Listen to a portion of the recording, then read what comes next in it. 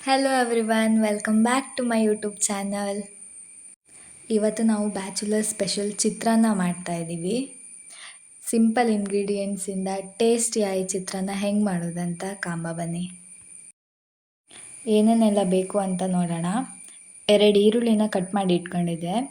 ಆಮೇಲೆ ಸ್ವಲ್ಪ ಕೊತ್ತಂಬರಿ ಸೊಪ್ಪು ಮತ್ತು ಸ್ವಲ್ಪ ಬೆಳ್ಳುಳ್ಳಿನ ಜಜ್ಜಿ ಇಟ್ಕೊಂಡಿದ್ದೆ. 5ರಿಂದ 6 ಹಸಿಮೆಣಸನ್ನ ಈ ಥರ ಕಟ್ ಮಾಡಿ ಇಟ್ಕೊಂಡಿದ್ದೆ. ಆಮೇಲೆ ಸ್ವಲ್ಪ ಶೇಂಗಾ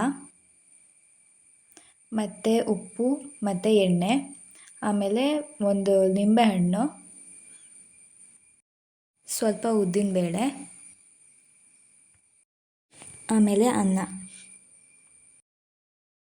ನಾನಿಲ್ಲಿ 8ರಿಂದ 10 ಜನಕ್ಕೆ ಆಗೋಷ್ಟು ಚಿತ್ರಾನ್ನ ಮಾಡ್ತಾಯಿದ್ದೆ. ಫಸ್ಟಿಗೆ ಬಾಣಲೆಗೆ ಸ್ವಲ್ಪ ಎಣ್ಣೆ ಹಾಯ್ಕೊಳ್ತಾ ಇದ್ದೆ. ನಾನಿಲ್ಲಿ 4 ಟೇಬಲ್ ಸ್ಪೂನ್ ಹಾಯ್ಕೊಂಡಿದ್ದೆ. ಎಣ್ಣೆನ ಕಾಯೋಕ್ಕೆ ಬಿಟ್ಟಿದೆ. ಇವಾಗ ಎಣ್ಣೆ ಕಾದಿತ್ತು. ಈಗ ಸಾಸಿವೆ ಹಾಯ್ಕೊಳ್ತಾ ಇದ್ದೆ, ಅರ್ಧ ಸ್ಪೂನ್ ಆಗೋಷ್ಟು.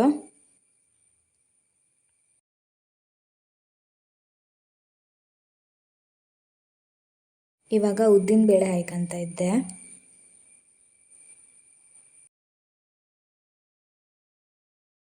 ಇವಾಗ ಜಜ್ಜಿರೋ ಬೆಳ್ಳುಳ್ಳಿ ಹಾಯ್ಕೊಳ್ತಾ ಇದ್ದೆ. ಅದ್ರ ಜೊತೆ ಸ್ವಲ್ಪ ಬೇವಿನ ಎಲೆನ ಹಾಯ್ಕೊಂಡಿದ್ದೆ ಪೀಸ್ ಮಾಡಿ.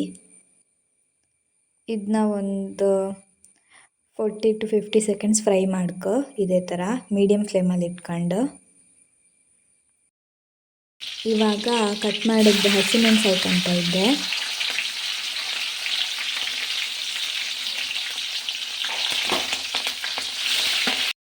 ಇದನ್ನು ಕೂಡ 1 ಮಿನಿಟ್ ಆಗುವಷ್ಟು ಫ್ರೈ ಮಾಡ್ಕೊಳ್ಕೊ.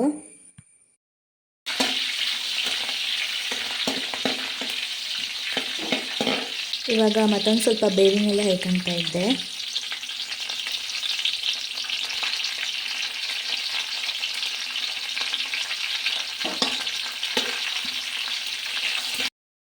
ಇದನ್ನ ಸ್ವಲ್ಪ ಹೊತ್ತು ಫ್ರೈ ಮಾಡಿದ್ದಾದಮೇಲೆ ಶೇಂಗಾ ಹಾಯ್ಕೊಳ್ತಾ ಇದ್ದೆ.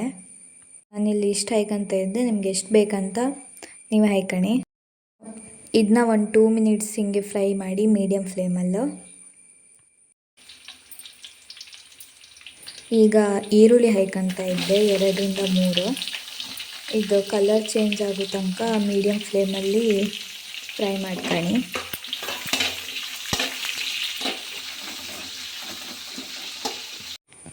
ಇದರಲ್ಲಿ ಎಕ್ಸೆಸ್ ಆಯಿಲ್ ತುಂಬ ಇತ್ತು. ಇದೇ ಥರ ಇರ್ಕೊ, ಇಲ್ಲ ಅಂತಂದರೆ ಚಿತ್ರಾನ್ನ ಫುಲ್ ಡ್ರೈ ಆಗಿಬಿಡುತ್ತೆ. ಸೊ ಎಕ್ಸೆಸ್ ಆಯಿಲ್ ಇದ್ದಷ್ಟು ಒಳ್ಳೆಯದು, ಟೇಸ್ಟ್ ಒಳ್ಳೆ ಬರುತ್ತೆ.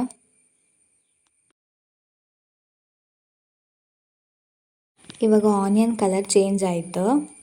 ಇವಾಗ ಕಟ್ ಮಾಡಿ ಇಟ್ಕೊಳ್ಳೋದು ಕೊತ್ತಂಬರಿ ಸೊಪ್ಪು ಹಾಕ್ತಾಯಿತ್ತು. ಇದನ್ನೇನು ಜಾಸ್ತಿ ಫ್ರೈ ಮಾಡ್ಕೊತ ಇಲ್ಲ,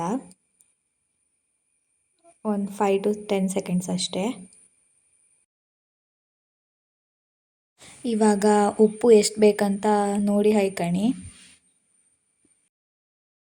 ನಾನಿಲ್ಲಿ 1.5 ಸ್ಪೂನ್ ಅರಿಶಿನ ಹಾಯ್ಕೊಂಡಿದ್ದೆ. 8ರಿಂದ 10 ಜನಕ್ಕೆ ಮಾಡ್ತಾ ಇದ್ದಿದ್ದರಿಂದ ನಿಮಗೆ ಕಮ್ಮಿ ಮಾಡ್ಕೊತ ಇದ್ದರೆ ಸ್ವಲ್ಪ ಕಮ್ಮಿ ಹಾಯ್ಕೊಳ್ಳಿ. ಇವಾಗ ಇದಕ್ಕೆ ಒಂದು ಲೆಮನ್ನ ಫುಲ್ ಕಟ್ ಮಾಡಿ ಲೆಮನ್ ಜ್ಯೂಸ್ ಇದಕ್ಕೇ ಆ್ಯಡ್ ಮಾಡ್ಕೊತಾ ಇದ್ದೆ, ಗೊಜ್ಜಿಗೆ. ಈ ಥರ ನೀಟಾಗಿ ಮಿಕ್ಸ್ ಮಾಡಿ 1 ಮಿನಿಟ್ ಆಗೋಷ್ಟು ಮೀಡಿಯಮ್ ಫ್ಲೇಮ್ ಅಥವಾ ಲೋ ಫ್ಲೇಮಲ್ಲಿ ಮಿಕ್ಸ್ ಮಾಡಿ. ಇವಾಗ ಚಿತ್ರಾನ್ನ ಗೊಜ್ಜು ರೆಡಿ ಆಯಿತು. ಈಗ ಇದಕ್ಕೆ ರೈಸ್ನ ಆ್ಯಡ್ ಮಾಡುವ.